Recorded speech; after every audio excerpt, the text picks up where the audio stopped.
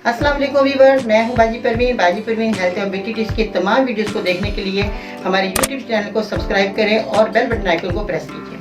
अस्सलाम वालेकुम, welcome back to my channel Baji Parveen health and beauty tips से खुश आमदीद। आज की इस वीडियो में जिन लोगों को बहुत ज़्यादा पुराना नज़ला ज़ुकाम है और बहुत ज़्यादा हम जब दिन गुजर जाते हैं तो हम इलाज नहीं करते तो हमारा नज़ला बिगड़ जाता है और मरीज़ बहुत ज़्यादा परेशान होता है और बहुत ज़्यादा दवाइयों का इस्तेमाल भी किया जाता है। पुराना नज़ला ज़ुकाम जब हमें रेशा होता है तो हमें दमा हो सकता है और हमारी सांस में तंगी हो सकती है और आगे चलकर हमारे फेफड़ों के अंदर जो है बहुत ज़्यादा शिद्दत की तकलीफ होती है और हम जब सांस लेते हैं तो हमें सीटियों की जैसी आवाज़ें आती हैं। हमारा बहुत ज़्यादा तकलीफ होती है, हमारे सीने में दर्द हो जाता है और हमारे जब जिन लोगों का नाक बहता है वो नाक साफ करने के बाद उनके जो है नाक के अंदर बहुत ज़्यादा ज़ख्म हो जाते हैं। तो आप लोगों ने क्या करना है कि मरीज़ को जैसे ही नज़ला ज़ुकाम हो तो उसको जो है उसकी ट्रीटमेंट शुरू कर देनी है। डॉक्टर को दिखाएं, अगर डॉक्टर को नहीं तो आप मेरे चैनल को सब्सक्राइब करें, वीडियो को लाइक करें, बेल बटन आइकन को जरूर प्रेस कीजिए ताकि आपको इस तरह के घर बैठे ही कामयाब नुस्खे मिलते रहेंगे। क्योंकि बहुत ज़्यादा लोग परेशान होते हैं, कई लोगों के पास पैसे नहीं होते डॉक्टर को दिखाने के लिए, कहते हैं कि हम क्या करें। अगर आप साहिब हैसियत है, आप मेरी वीडियो देख रहे हैं, सुन रहे हैं, तो ऐसे लोगों को मेरी वीडियो बताया करें। वीडियो में जो मैं नुस्खे बता रही हूँ कि बाजी के नुस्खे आप देख सकते हैं, बना सकते हैं, घर की चीज़ें होती हैं, आप उन चीज़ों का इस्तेमाल बेफिक्र होकर कर सकते हैं। अगर नज़ला ज़ुकाम बाज़ लोग मामूली समझते हैं, अगर आपको नज़ला ज़ुकाम हो गया तो इसका मामूली ना समझें बल्कि इसका इलाज शुरू करें ताकि आगे जाकर बड़े मसले मसाइल आपको झेलने ना पड़े।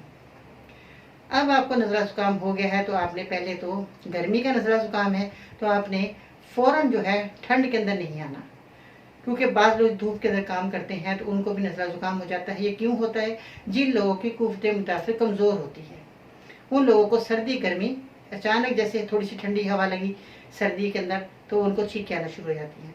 गर्मी के अंदर अगर आप धूप में काम कर रहे हैं तो फिर भी आपको नज़ला ज़ुकाम हो रहा है तो ये सिर्फ हमारी कमज़ोरी की अलामत होती है। इसलिए मैं लोगों को कहना चाहूँगी कि अगर आपका पुराना नज़ला ज़ुकाम हो चुका है तो आपने मेरे इस नुस्खे को इस्तेमाल करना है जो मैं आज आपको बताने वाली हूँ। चलिए वीडियो की तरफ चलते हैं कि आपने किन चीज़ों का इस्तेमाल किस तरह करना है।